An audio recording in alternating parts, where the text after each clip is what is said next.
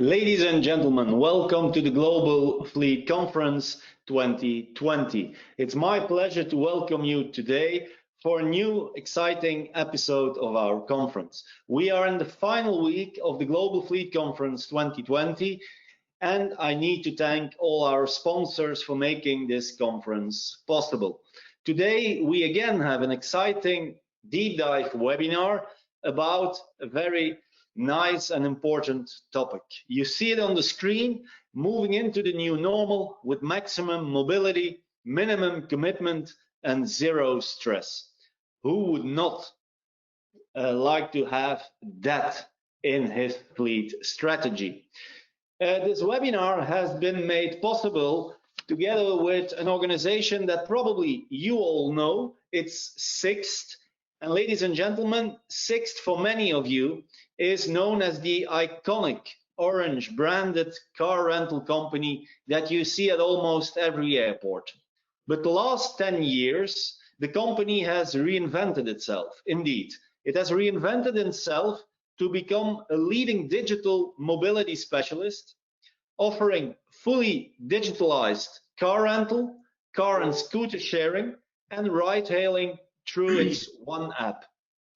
It also offers mobility as a service, and most recently, following the sale of its leasing business, and despite being in the middle of this pandemic, Sixt launched a mobility subscription service, that is called Sixt Flex, to serve as an alternative to leasing and car ownership. So you see that this company is really at the forefront of innovation in mobility management for corporate customers. And it's my pleasure to have this webinar together with the colleagues of Sixt. And we have today among us Stuart Donnelly. And Stuart, if I'm right, you are the Global Sales Director at Sixt. So welcome in this webinar. Thank you. How are you doing, Stuart? Great. It's an absolute pleasure to be here. Thank you very much, Stephen. We've lined up a action-packed lineup, both of speakers and content-rich information, and super looking forward to the next 45 minutes together.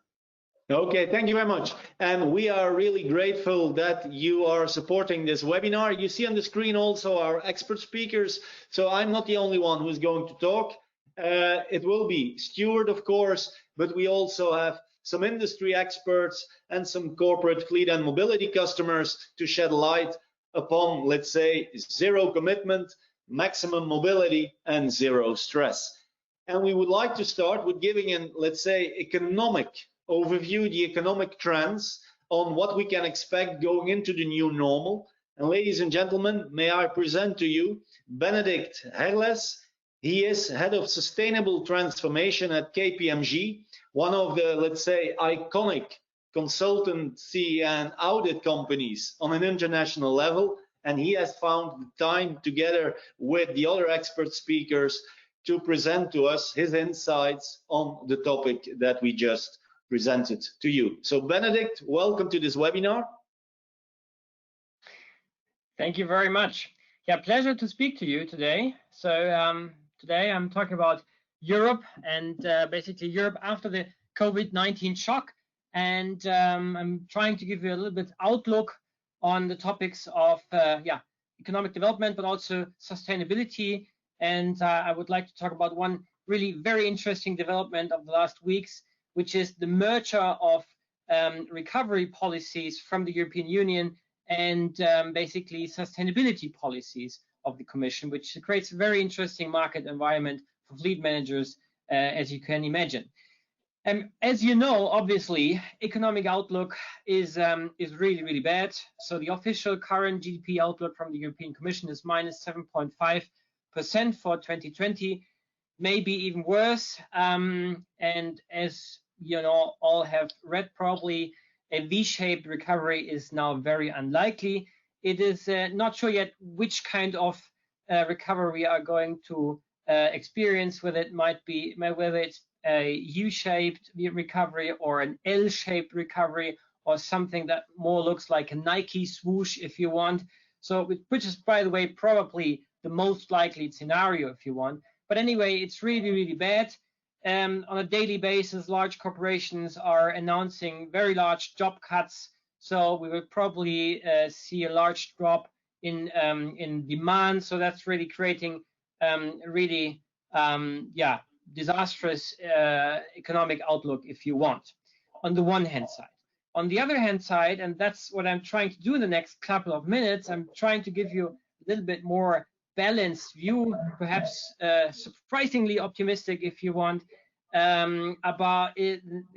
One very interesting development is the rise of sustainability as a key driver for economic policies in Europe, and this has some really interesting consequences. So if we look at our first slide, it shows the development of sustainability policies in the last couple of months. And it all started at the end of last year with the EU taxonomy, which is a classification system for ecologically sustainable economic activities, with the objective to channel capital flows towards sustainable ecological development, and which for sure will have an enormous impact on European capital allocation. Then came the European Green Deal, which of course you all know, with the ambition to mobilize 1 trillion euros for sustainable investments.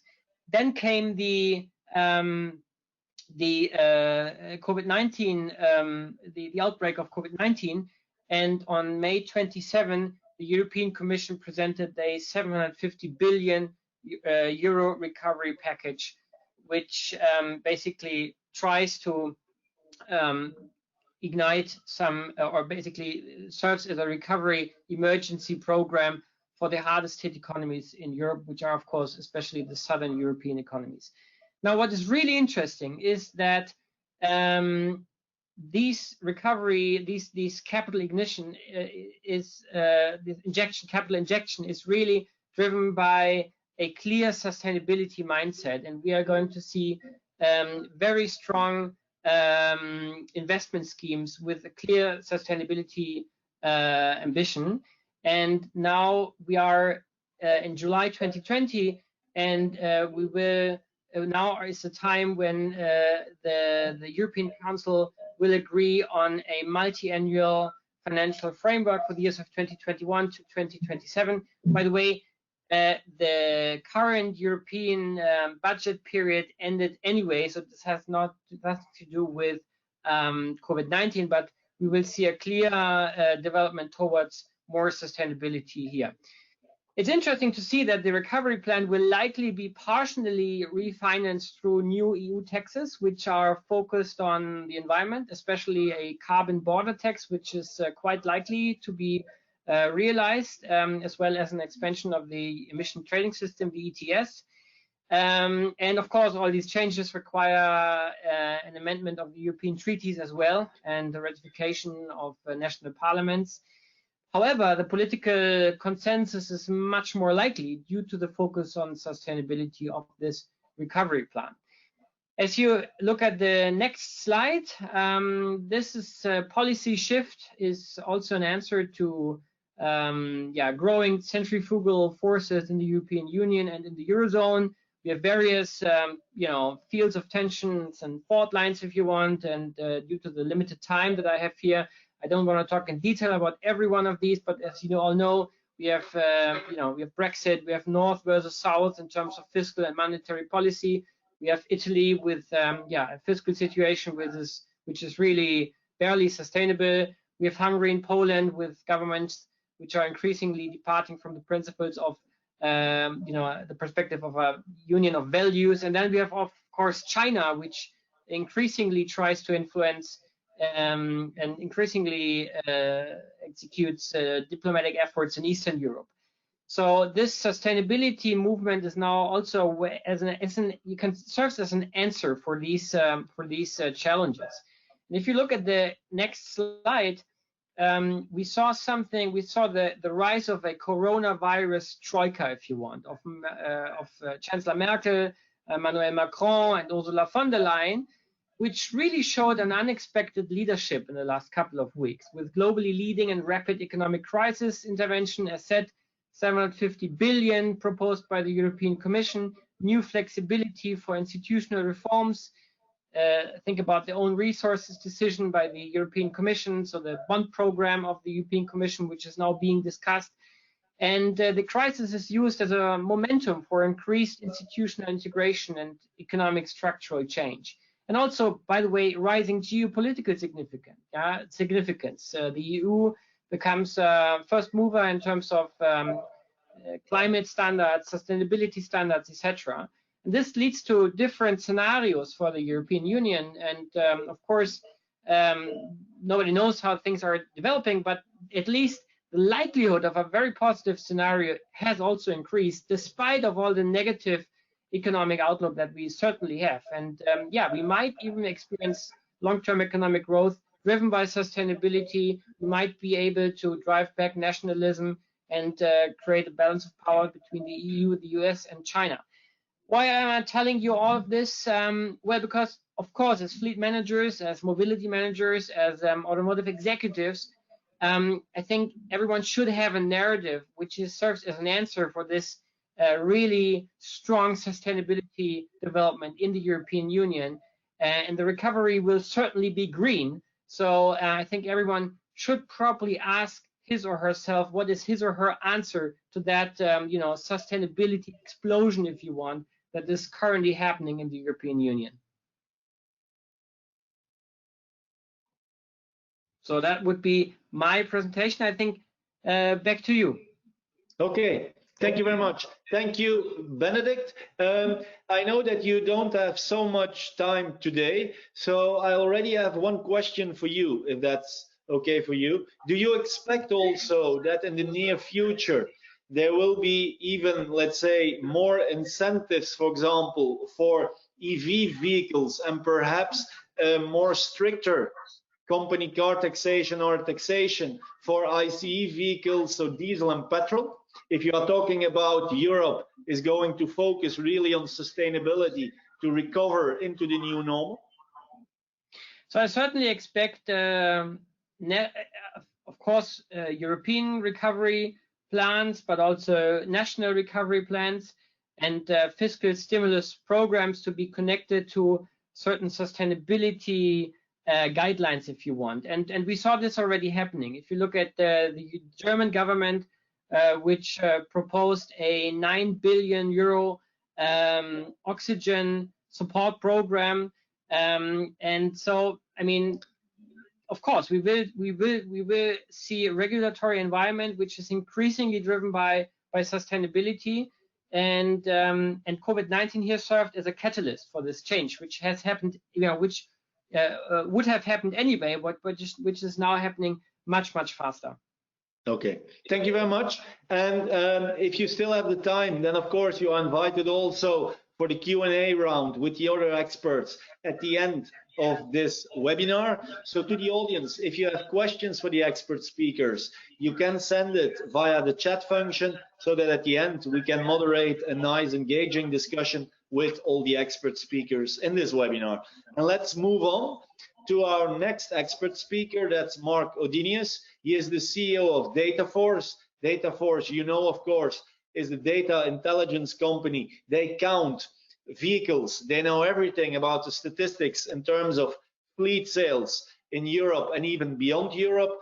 And Mark today is here with us to detail a little bit more of what is happening in the automotive industry, in the fleet sales industry, around the impact of COVID-19. Good afternoon, Mark. Hi, everybody. Thank you, Stuart, for having me here on the webinar. Everybody out there, great to be with you and trying to dig into the figures. I think from Benedict, we will see already some stuff in our figures in a second. So I will dig in now because we are all trying to squeeze in as much information as we can. So you said outside Europe as well. Yes, we are outside Europe too. That means we are looking into China and the US as well. And this slide should come up now. Yes. Yep. So red line China, of course, and that's probably the only country where we see the V-shaped recovery in terms of new car registrations. They really went fast into the lockdown. February already nearly no level of registration left, and then already rebounding in March when we in Europe went into the lockdown. And in April, already normal levels are there. You see it totally different in the US, so late in and by far not out. So they are still losing new car registration numbers by the month. They're about at 50% at the moment, and we expect them to go further down in May and June before they start their recovery, which might also draw out a long term. So that's outside Europe. Turn to Europe. If we see in the European market, the first 4 markets look pretty similar. You called it the Nike whoosh maybe as a possible recovery. I call it the crooked smile, except for Germany, because Germany is a little bit different. They don't smile so much. So that's why they might have a different approach to it. But you can see that we were all going well. If you look at January, February, the levels of registrations in the EU5 was about 100%, 90%. They were pretty good. So we had a pretty good start to the year. Then in March, we were really hit hard by COVID, and we started our lockdowns. And in April, full lockdown was there. So the registration levels as such went below 10% in quite a lot of countries. You can still see, if you look at the blue line, the recovery, which we expect for the UK, will drag on a bit longer because they also had a different approach to the crisis than the other countries. But all in all, you could say we really had a great start to the year. We really fell hard, jumped up again in May already, up to 50% of the market. And now we're going to have a long, probably a slow climb back to a considerably good level of registration in the market, which is at around 80 to 90%, but more 80% at the end of the year, which leaves us with about 30% less registrations. So if we talk about 7 or 10% GDP or whatever, here in registrations, it's about 30% loss in Europe 5. Overall in numbers, 2.3 million registrations are lost already, not done. In fleet, it's about 500,000, which amounts to average price of a car, 10 billion euro revenue not being made. Overall in the market for the year, it's 3.4 million, means 800,000 cars not being made in Europe, EU5, which amounts to about a level which we had a number of years ago in Germany overall for the fleet market. So it's pretty severe actually, which amounts to 16 billion. Now take that to the global level, 20 million cars not registered this year, 400 billion euro in revenue. So that's quite a lot. And but also what we heard from Benedict, sustainability is going to be key, also maybe in fleets. Let's have a look now at the alternative fuel development there. And we already see part of this. So currently we have the highest level of alternative powertrain in the fleet market. Now this is total Europe. That's not MM5, not the total, the 5 big markets, is all Europe. 16% is already driven by alternative powertrain. And if you look at the pie chart, you can see that now hybrids, BEVs and PHEVs share equally this market. So PHEVs really picked up well, and also the full electric vehicles.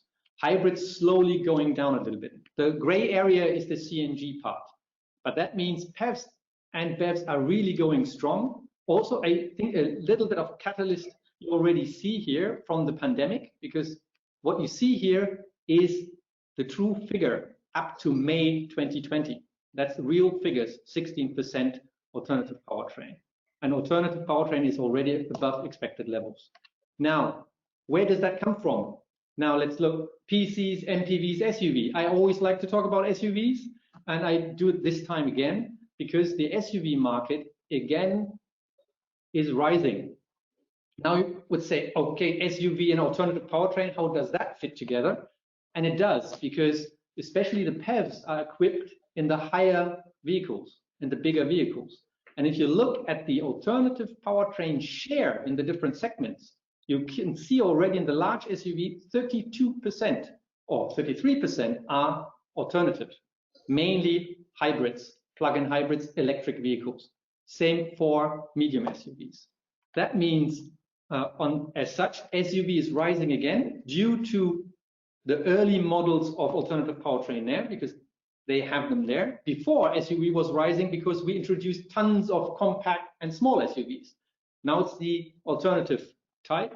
And if you look year on year compared to last year, the crisis currently has about a level of minus 50% still in May. Now we have 30% plus in alternative powertrain in the medium and large SUV segment, even though we are counting in the lockdown time and the downturn time in March and April. So now, what learnings do we have from that? Also, what we also see is that we have more flex schemes in the fleets. That means we have more uncertainty and they want to bridge gaps. Bridge gaps if I know if I have to downsize my fleet or if I have to reduce my fleet. Fleet managers, which we surveyed, said on average, maybe 10% of them said, I need to drop cars. 50% said, I'm going to be strong on my budget in the next few years. But quite a lot of them have ideas about alternative powertrain. And until the right alternative is there right alternative powertrain or the right infrastructure is available, I think auto abos, or what we heard just in the intro from Six, this is something which will be used more in fleets to cover the gap. Also, we are all in home office now, or most of us are in home office, and we don't know, are we going to stay there? And how does that change my need of mobility? Used car demand is already increasing compared to before. We can already see that the decrease which we had in new car registrations is far less. We're not at minus 50, we are more minus 10, minus 15% now in May in some markets. Therefore, I also think the RVs should hold up quite nicely, except the dealers have to push lots of kilometer zero cars into the market because they can't get rid of them. But that's always what we have to see. But it's going to be a long-term run. So it's not a sprint, it's going to be a marathon, because the recovery from our perspective will at least go on until end of 2022, until we reach former levels of registrations we've seen, for example, in 2019. So for us, it's still the most severe impact on the car industry since World War II, and probably, I think, and even maybe from myself, still underestimated. It's really going to be still big in the months to come. Thank you, guys. That was my little piece.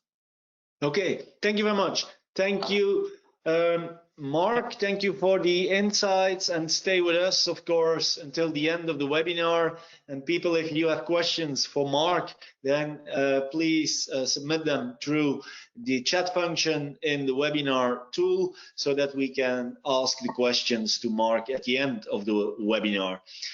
Stuart Donnelly, Global Sales Director at Sixt, is supporting this webinar because he has an exciting announcement to make. Mark already indicated that probably in the near future, everything that is linked to flexible schemes will become more interesting for corporate fleet and mobility managers to, let's say, bridge the period into the new normal until that there is again some certainty around what you can and need to do with your global fleet and mobility strategy.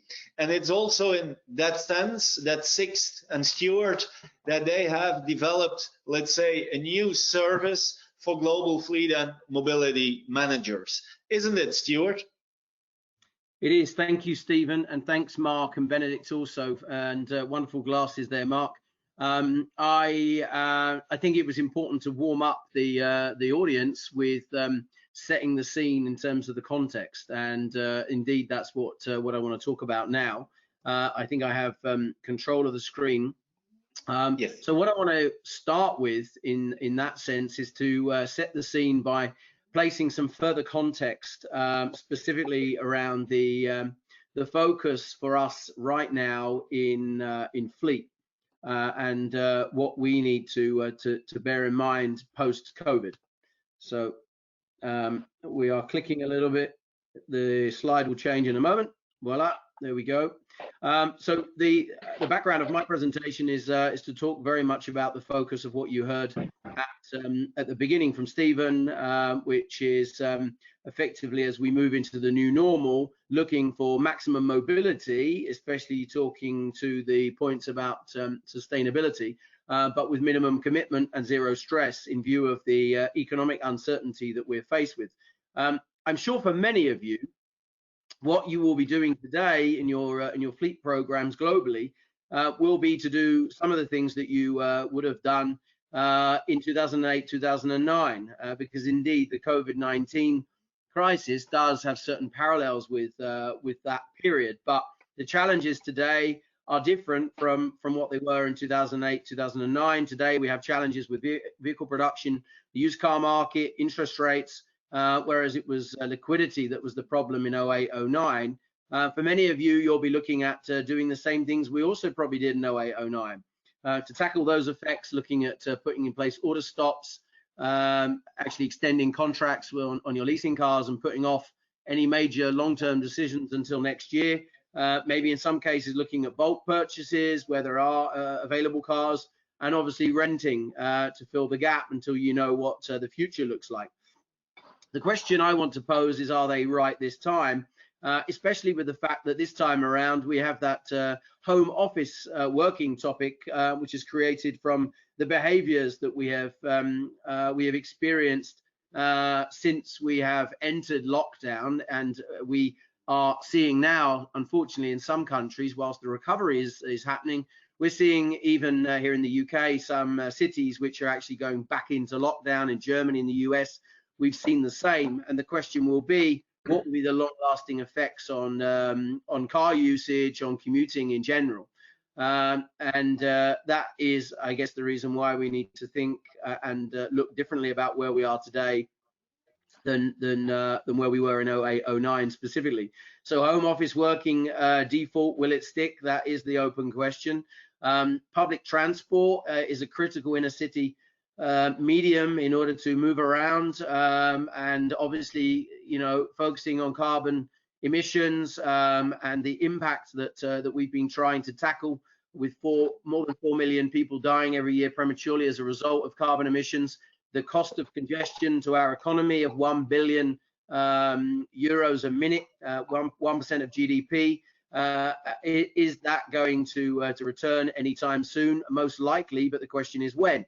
And the question is, will in fact that accelerate or decelerate the integration of mobility as a service, talking to the point Benedict mentioned. Then we have the encouraging sign that more governments are actually increasing pedestrianisation in cities because of the challenges around social distancing and using public transport. There is an encourage, people are being encouraged to walk, use bicycles, scooters in many cities. And therefore the question is, the move to electrification is now indeed the right time still, and in fact are cars available for us to move to the green scenario, given the fact that many of the car plants have been shut the last months, and there's been a shortage in terms of production and therefore supply. So a number of open questions we need to ask ourselves. But on the other side, here is a statistic from China again, which has obviously entered and come out the other side of lockdown and the coronavirus outbreak quickest, where the slide here is showing the utilization of different types of mobility before and after the outbreak, and a significant uptick in the utilization of cars and bikes, and a significant reduction in public transport. And the question will be how sustainable, how long-term that will be. I think it's inevitable. We will clearly go back to public transport, but when? So we have a lot of question marks and uncertainty. And then there is really the question as we move forward, is a new needs analysis is necessary. Who really needs a car or wants a car 100% of the time, whether it's to do their job or purely for for their daily lives? And again, a question mark as we move through the next months. Maybe based on what Benedict said, sustainability is going to play a big part in the recovery, but to what extent we don't know. And I think the biggest question on many of our lips, and whilst again the KPMG view is that you know, we should be optimistic about the future because we were in a good shape beforehand. But the financial impact the pandemic is having on the economy, with huge job cuts reported on a daily basis, is really a concern, and therefore the need to variabilize our fixed costs, reduce those fixed costs, is paramount. And I guess just clicking through, here's a few screen prints of some of the press cuttings the last week or two from the internet that have seen Rolls-Royce announcing 8,000 job cuts. UK saw 600 jobs go during lockdown. In Europe, 1 million job losses in 2 weeks, and they say that's just the tip of the iceberg. Really alarming in the US, with job losses passing 40 million. And one of the largest recruitment companies in the world basically saying that when the furlough scheme ends and the companies have to pick up the tab for people's wages again 100%, that they simply there'll be huge job losses, and that is really alarming. And I certainly don't want to paint a doom and gloom picture, but as we come out the other side, which scenario in fact will you pursue in the new normal? And if any of you have picked up the latest copy of Fleet Europe magazine, which is also available digitally, a little plug there for you, Stephen, there is in fact a great article in there which talks about which scenario will you pick: the green scenario, the digital scenario, or indeed the cost scenario. And it's there where I want to deep dive and put a lot of what we've just discussed into context, and really think about the jigsaw puzzle that we have to do, which is leasing still the best solution for your fleet during times of economic uncertainty? Because I want to present also a balanced view, ladies and gentlemen. So to recap, what is the advantages and disadvantages of leasing? Well, for many of you, you'll know you get a fixed car model and cost for 3-4 years. You can configure the precise car and color. It's a fully inclusive package with all the services typically and the mileage included. And you know typically when you choose the car, what is your benefit in kind, your tax for the period. That's an advantage. Disadvantage is you're tied to a fixed term contract, typically high early termination fees of 30, 40, 50% of outstanding payments due. You're unable, therefore, to return change cars in case of job cuts, change of circumstances, don't need a car anymore. And obviously, as technology and powertrains are changing regularly, the older the cars get, the more expensive, the less fuel efficient the fuel is, and the higher the benefit in kind in many countries where that is tapped to the engine, the CO2 emissions. And as many of you will know as experts, leasing is now on balance sheet and therefore IFRS 16 reporting requirements. And finally, typically things like engine oil, AdBlue, wipers, replacement cars during servicing is an extra cost. So if we simulate that on a classic fleet, typically, you know, you'll have a lot of red ones, which is the leasing cars, and you might plug in some short-term demand in terms of rentals. That picture will become relevant when we look at Fleet B in a second. And so basically, to context, put that into context, I'm going to show you a short video in a minute. But basically, Sixt launched already last year a product called Sixt Flat, which we reinvented and relaunched in the last couple of weeks. And it's basically a car subscription program for corporate customers, which is in effect a fully inclusive package that has the look and feel of leasing, but it's different. Let's look at the short video.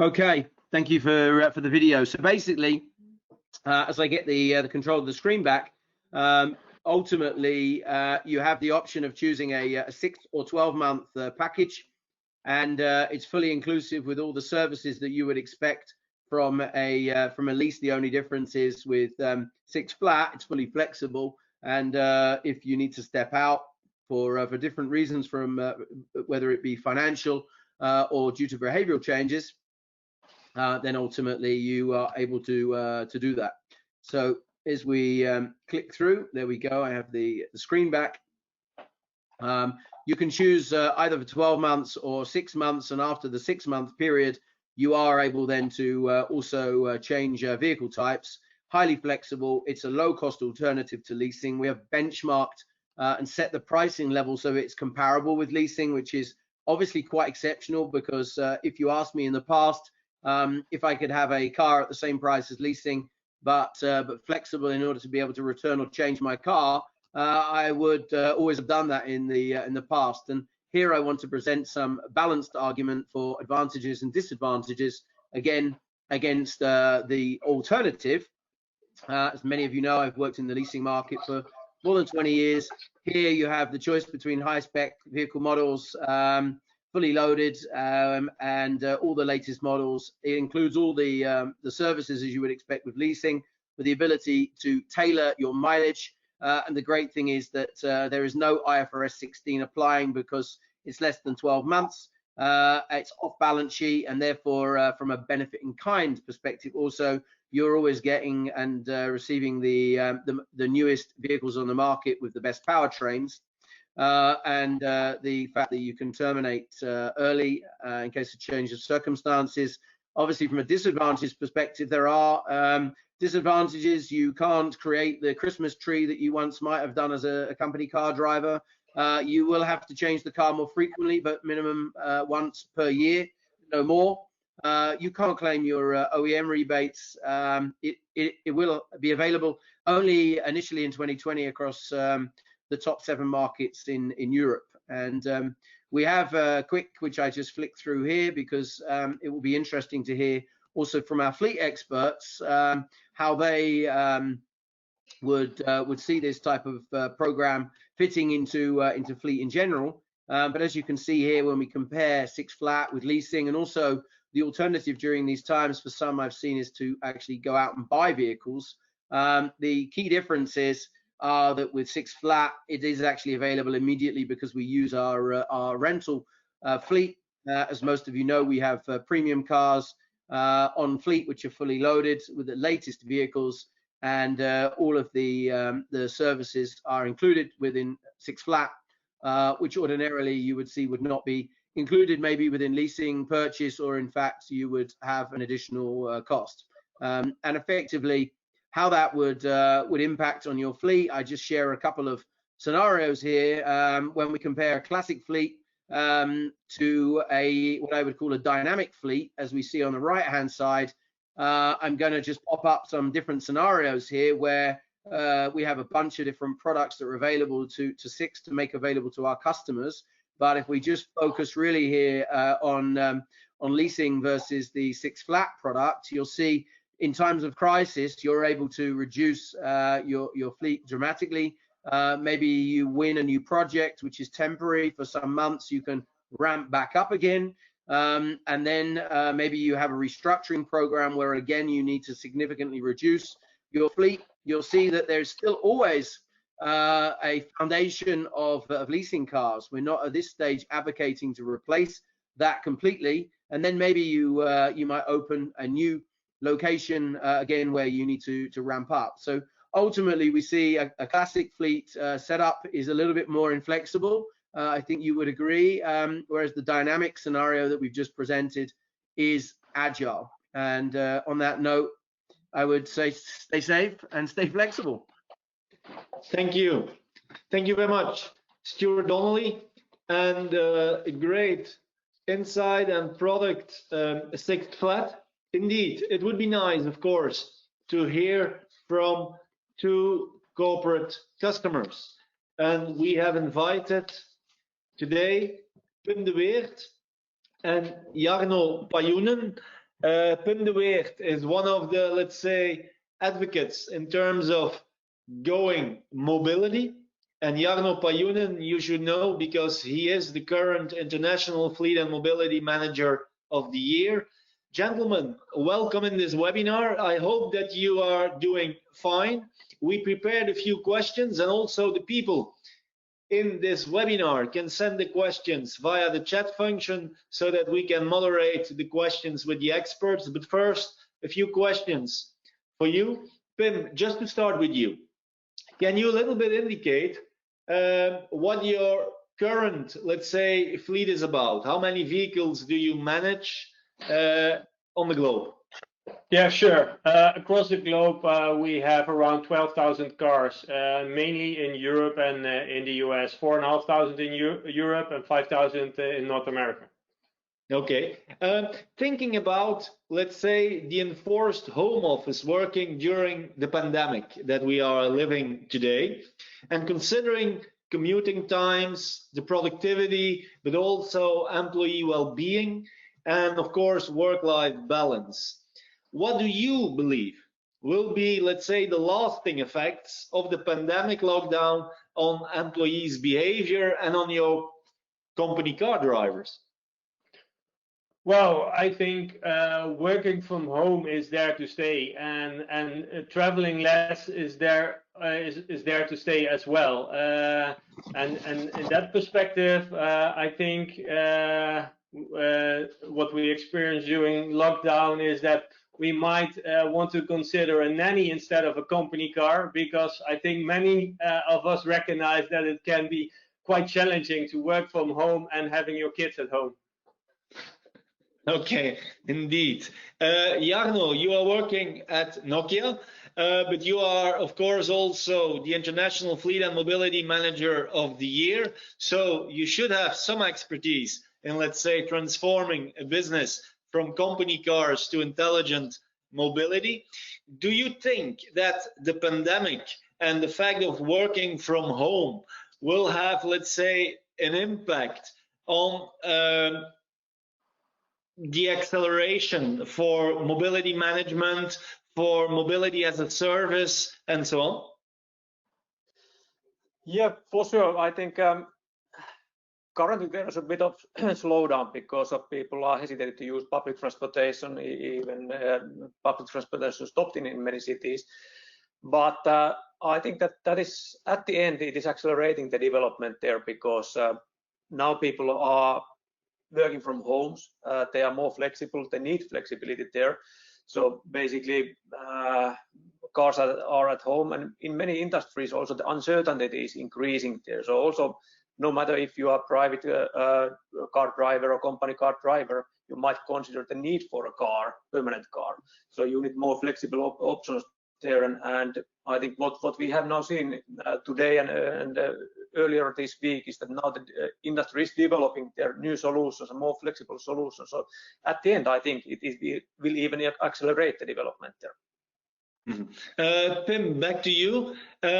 Are all employees and also company car drivers already today back in the office, or do you still have, let's say, for a part of them, the home working principle in place? Majority is still working from home, and we're now slowly getting back to the office, but really slowly. There are still a lot of restrictions in order to go back to work. Strong, strict protocols for high, medium, and low risk countries, where in the high and medium countries, definitely we avoid public transport. And you can only come to the office and travel if you for business critical purposes, and you need a lot of approvals to go. So do you also think that on the longer term there will be, let's say, less commuting for your organization? On the longer term, yes. Lockdown proved that technology works, and we can do a lot from home and do a lot online. Okay, very good. Jarno, due to the shortage of new cars, due to the production being halted during lockdown, but also the oversupply of used cars and large swaths of the country population on furlough or part-time working.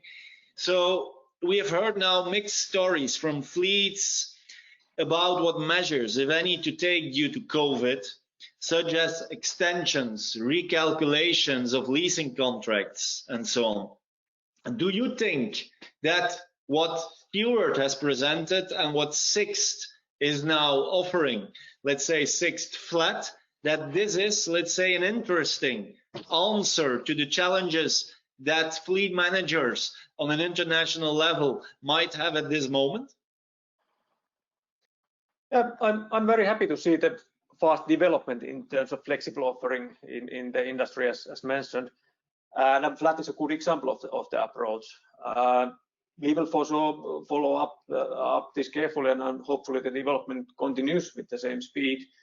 And I think it doesn't take away completely the long-term leasing, and also what Stuart showed in his presentation. There's always need for some long-term leases, but maybe the structure of fleets, it will change so that the part of that is more flexible depending on the needs, and more, or let's say overall less cars, but more better utilized and less standby time for the cars. So let's see what will be the future, but I would say that we will never get back to that normal what we are used to. Okay, Pim, is that really one of the main advantages also for you of Sixt Flat, that you are probably able to have a better utilization of the cars that you need at a certain moment in time for the employees? Pim? Can you hear me? Apparently there is a slight technical issue. Can you repeat? I just mentioned that technology works, so I should not mention that again. But can you repeat, Stephen? Yes. Is what Jarno was answering, is that also for you the case that Sixt Flat is really an interesting solution because it will help you to, let's say, create a better utilization of company cars and the cars that you need for a certain population at a certain time?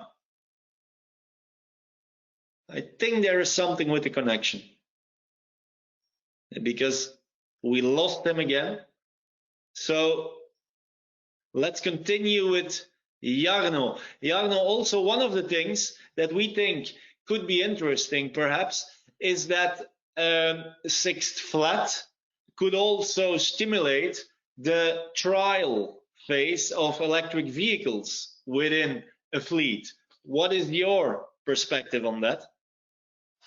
Yeah, I agree. So I would expect the EV utilization to increase quite rapidly there, because possibly the commuting profiles of employees, that will change, and shorter trips will be driven, and the plug-in hybrids and EVs, I think they will be more attractive for many users in the future. So no matter what is the platform there, but I think EVs will be really boosting after COVID. Okay, thank you very much. I think looking also a little bit at the time, that it's now also the case to open up questions for all the expert speakers. So Stuart Donnelly, welcome, and also Mark Odinius, and we will see if Pim de Weerde of Philips will join again. Already a few questions that popped in. Stuart, the first one is for you. The question, I'm going to read it. How would Sixt Flat compare to a salary sacrifice scheme, and in particular the benefit in kind savings being made on, for example, battery electric vehicles in, let's say, the UK?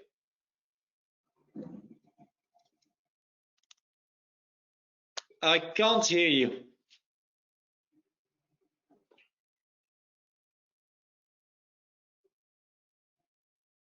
I think we have an issue here. There you go. Yeah, you're in control.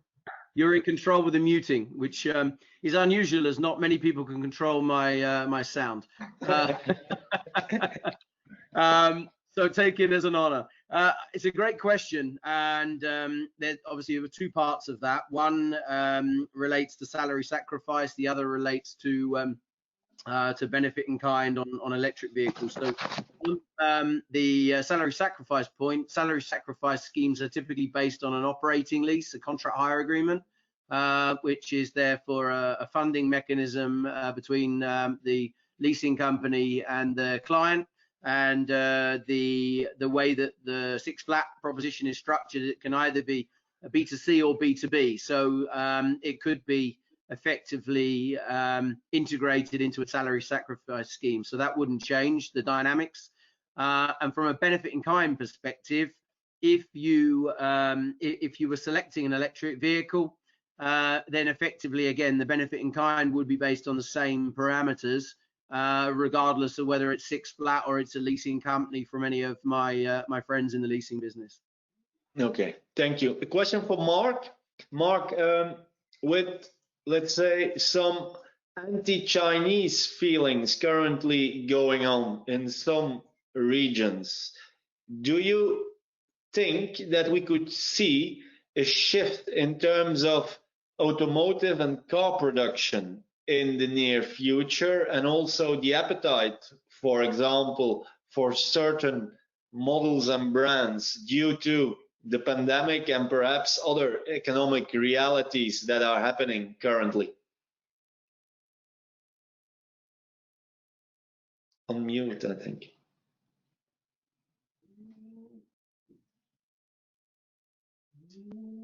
No, Okay. I'm not muted anymore, so you could hear me now, hopefully. Yes, I can hear you. So I would say yes and no, because I truly think that brands which are situated in a country, are produced in a country, have a bigger chance to actually be used in that country. So now we have a new brand in Europe, a new EV brand in Europe with Polestar, for example, which I think will make Tesla's position, more difficult if they are successful, because they then are seen as a European brand, for example. So that can happen, of course. You see that with Kia as well in Slovakia. So I would say there you can see also that actually impacts it. If we see that in a short term, I mean, it's a really, really long-term decision to build up production capacity somewhere. Therefore, I think for new things, yes. On the other hand, currently everybody is a bit, I think, apprehensive of the new investments. So, but I would say if you do it like we can see that now with certain brands, that we are going closer to home, not only on cars, only on also on food and on other things. Again, going back to sustainable development, I think yes, there's a chance for that to take off market share from others because I'm homegrown, I would say. Okay. A question again for Stuart. Can you detail a little bit what, let's say, the cost picture is behind sixth flat? So is it, for example, that you pay a flat fee for every employee? Is it based on something else? How does it work? Sure. Just let me know when you can hear me. Yes, we can hear you. Wonderful.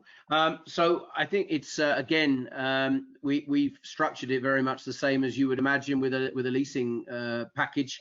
So the car levels that you're able to pick from in a typical company car fleet, you can replicate in in the six flat setup. You're able to choose your car from pre-configured fixed models, which, like I mentioned earlier, we typically turn our fleet over every 6 to 12 months. So we have always the latest models. They are typically well specified because we have agreements with the car manufacturers for second life customers. So therefore, we have the most attractive specification and powertrains in our fleet program for them to push into the next market. And you're able, by user, to define the contract that you need in terms of the mileage parameter and the service package whether it's with or without insurance.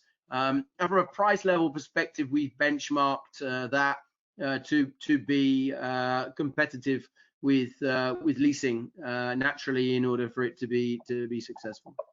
To Jarno, do you believe that in the near future, for sure, let's say in more mature markets, that perhaps fleet managers are going to leave a little bit behind the long-term commitment scenarios that they have now since years with leasing companies and go really into those kind of more flexible solutions, also to avoid possible, let's say, crisis situations and financial risks linked to that?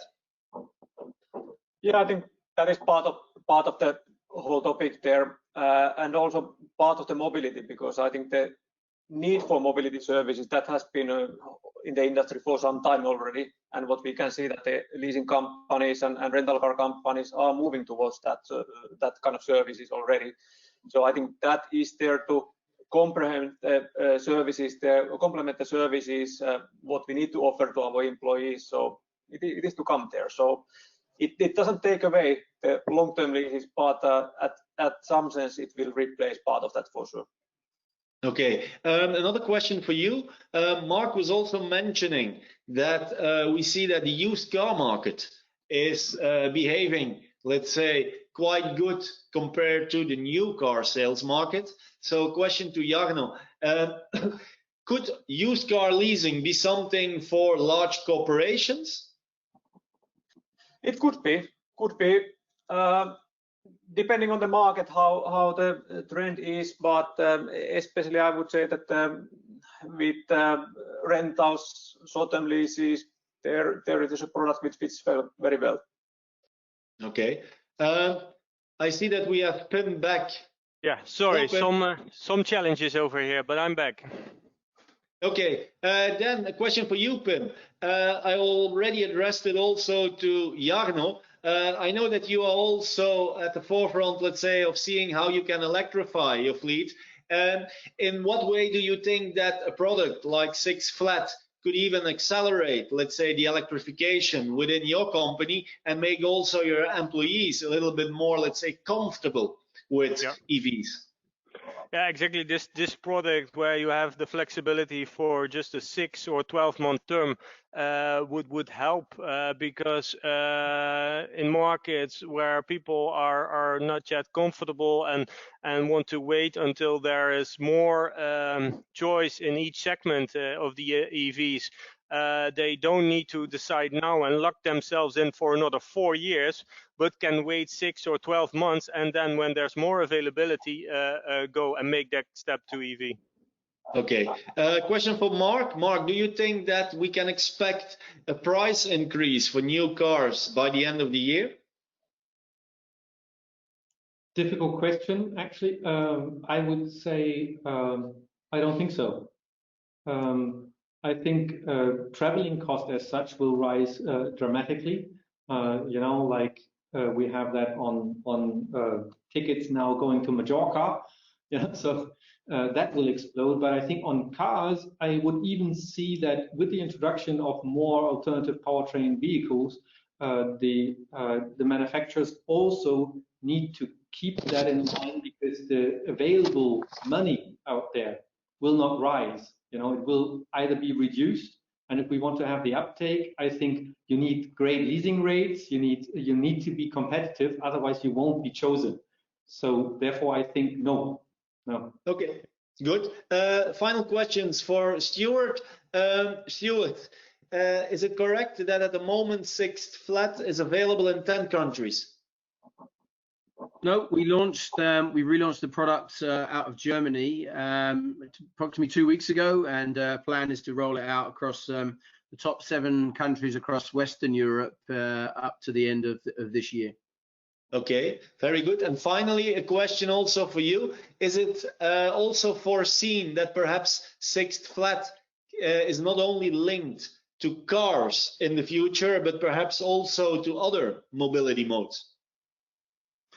Yeah, I mean, in essence, one of the points that I sped through earlier quite quickly was the point about, I think, Six Flat will inevitably act as a springboard for people to adopt mobility as a service, because as more and more people are becoming more used to working from home, there are clearly lifestyle advantages other than the nanny topic that the PIM talked about. There are naturally lifestyle, improvements in terms of reduction in commuting time, productivity advantages in terms of being able to work more hours more flexibly. So I think there are many advantages, but naturally that means that for a lot of people they will reevaluate more quickly the idea of, do I need to have a car parked outside my house where I use it very infrequently, and we actually see that the step to flat is a stepping stone, if you like, from car ownership, where you have a car one-to-one, whether you lease it privately on a corporate level, into the next phase of development, which will be then looking at, well, I like to have a car and I need one when I need one, but maybe I only need it 10 days a month rather than for every day of the month for 6 or 12 months. And then obviously, if you only have it for say 10 days of the month, what do you do the other 20? You may still need to get around, and therefore you may, look to things like car sharing, bike, scooter sharing, ride hailing, and obviously when things return to some level of normality, public transport as well. Okay, very good. Thank you very much. Thank you, gentlemen.